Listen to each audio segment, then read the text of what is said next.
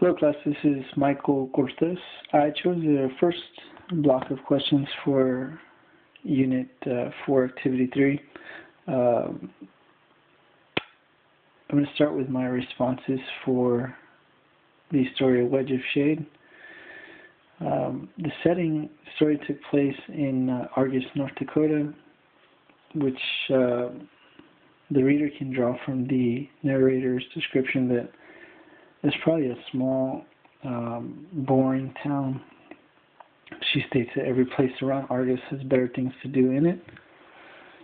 The historical period in time is I believe it to have taken place in the late 1960s to 1970s during the Native American Civil Rights Movement, as all the characters in the story are described as being Native Americans, and Jerry, one of the main characters, is described as being an activist in the town that they live in, and that role he plays kind of gets him into trouble from time to time. The country of locale, this story takes place in the United States of America. Season of the year, it's believed to be summertime, as it is mentioned that the story takes place in the month of June. The weather, the main part of the story and how the actual characters act and the way that their characters evolve and pretty much just everything that they do within the story revolves around the weather. In this story, it's mentioned as being very hot, and it kind of inhibits everyone from performing just their normal everyday routines correctly. The time of day, the majority of the story takes place during the daytime or during the afternoon hours when it's the hottest. And it does state in the story that the sun does not let up throughout the time or throughout the story. But towards the end of the story, when they're all sitting underneath the fan drinking sodas, the narrator just mentioned that it's become dark, so it probably did transition to the evening hours at the end of the story. The smells, the only description of smell that I got from the story was when they went to Aunt Mary's meat shop. You can probably imagine, just the smell of meat or the frozen or cold refrigerated meats within the freezers and refrigerators there at the meat shop. The narrator described it as being a spicy air type of smell. The sights. The narrator, waiting to introduce Jerry to her mother, notices the shade that a tree casts on the ground. Lilac flowers moving in the breeze. The heat's also described as shimmering in a band that rises off of nearby fields. She also notices nearby construction workers and describes their attire, their clothing, hard hats, tools that they use. Jerry's also described as a wedge of shade, or a wedge of moving shade as he approaches towards them during his walk on the dirt road. Sounds, the sounds described by the narrator during the story are of the construction workers with their hammers as they made the sound of thuds on whatever they were striking with their hammers. She mentions the sound or the whistles of birds and also silence as they waited for Jerry. Taste, the flavors of the sodas purchased at the store by the narrator were all dark flavors. The stronger flavors, probably with more taste, black cherry, grape, red berry, and cola are mentioned. The narrator describes them as being sweet and sharp. What other details establish a sense of place, which is the last question. This is my opinion. The narrator describes the Super Pumper gas station as where she purchases the sodas as a big new complex at the edge of town. It just led me to believe that, the earlier description of Argus as being a small, simple, kind of boring town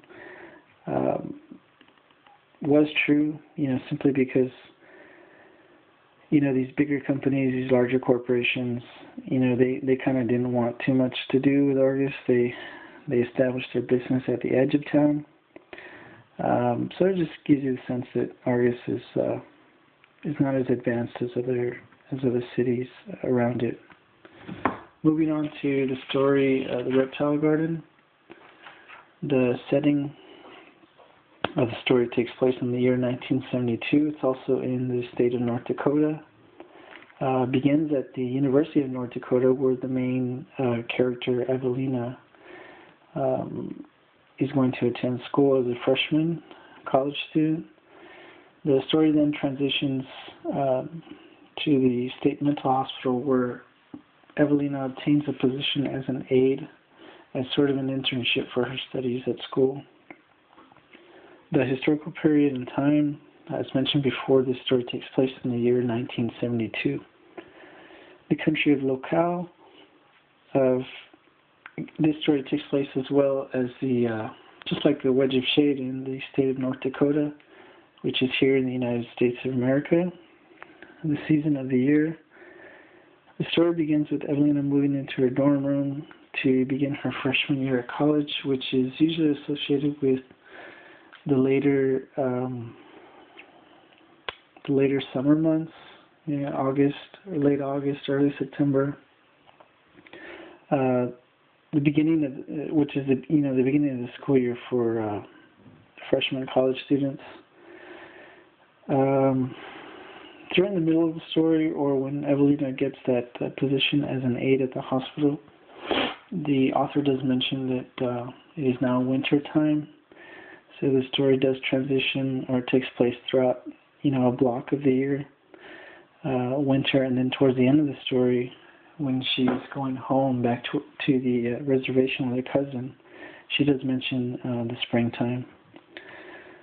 The weather, majority of the weather within the story is colder weather, which is is associated with those months that the story took place in. The time of day, the story takes place throughout a number of days, as mentioned before, so it's not just one particular time of the day or specific time, as it was in the story Wedge of Shade. Smells, Evelina and Nanette, where they had their second intimate experience, it took place in an underground storage area, within the hospital that were described as locked chambers with cleaning solutions, and then they later ventured into a deeper area where she described the smell of dirt and fields in the summer after a heavy rain. Now, I think that later description, the fields in the summer after a heavy rain, is more of a pleasant smell, and I think it was more associated with her feelings at the time of how she felt towards Nanette and how her experience was with her at the time, as far as them being intimate with each other. Sights. The Reptile Garden, it's quite a longer of a short story, and the main character, Evelina, is a person who really analyzes everything into detail around her.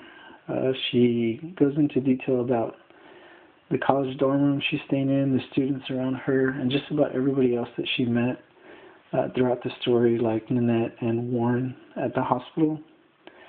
And to the time that she returns home, she's very descriptive of everything around her. Sounds. Evelina experienced during the story with the drug acid, which occurred more than one time, which took her on an emotional roller coaster of really thought, illusion, emotion, sight, and sound. She described the reptiles that filled her room during her use of the drug. She also described the malformations of her friends' faces and walls and corridors of sound that added to her chaotic experience. So one can only imagine, what she was hearing during that trip. Tastes. Evelina described the food at the hospital as tasting ravenous and forgetful, so probably wasn't the best tasting of all foods. She also described the taste of toothpaste after her first kiss with Nanette, or she remembered Nanette's kiss as tasting, fresh and sort of with a toothpaste taste in it. And the last question, what are the details establish a sense of place within the story? Again, this is my opinion. When Evelina goes back home at the end of the story to the reservation, made me believe that she was just, a young girl who was out of place throughout the story. I felt that this was supported by her, her lack of friends at school, her experimental use of drugs, and her curiosity with Nanette. Maybe she was just, a small-town girl who was so trapped in the simple world that these things around her pretty much, caused her downfall throughout the story. So I thank you all for your time. Hope you enjoyed my responses and look forward to your reviews of my responses.